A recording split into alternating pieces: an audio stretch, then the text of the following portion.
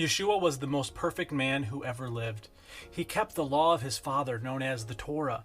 He taught it and he kept it his entire life. He was the only man who lived perfectly, never sinning. The question becomes, if we're supposed to follow in his footsteps, shouldn't we do the same? Many people say he kept the law so that we don't have to, and that when he died on the cross and his resurrection, he brought us new life, free from the Torah. So let's see what Jesus did as soon as he resurrected. We're going to go to the account in John chapter 20. We're going to start in verse 14. Now, when she had said this, she turned and saw Yeshua standing there, and did not know that it was he. Yeshua said to her, "Woman, why are you weeping? Whom are you seeking?"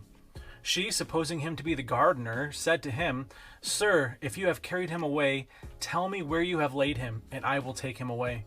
Yeshua said to her, "Mary." She turned and said to him, "Rabboni," which is to say, teacher. Yeshua said to her, "Do not cling to me, for I have not yet ascended to my Father. But go to my brethren and say to them, I am ascending to my Father and your Father, to my God and your God." Why would Yeshua not allow Mary to grasp onto him after the resurrection? Is it because he didn't like women? Maybe he didn't want up in his personal space. I have a different theory. Let's turn to the book of Numbers. Numbers 19, verse 11. "He who touches the dead body of anyone shall be unclean for 7 days. He shall purify himself with water on the 3rd day, and on the 7th day he will be clean." This is the law when a man dies in a tent. All who come into the tent and all who are in the tent shall be unclean for 7 days. Mary had just come out of a tomb which had held a dead body. Therefore, she was now unclean. The ritual laws of cleanliness have to do with protecting us when we come into the holiness of the tabernacle. Because the holiness is so great, no amount of uncleanliness could be upon you, whether that is sin or whether that is just simply being physically unclean.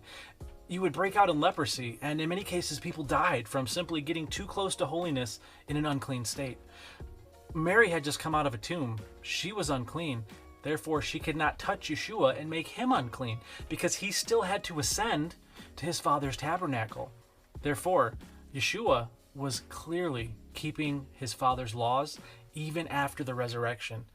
The followers of Yeshua are known as Christians. Christian comes from the Greek word Christos, which literally means chosen one or Messiah.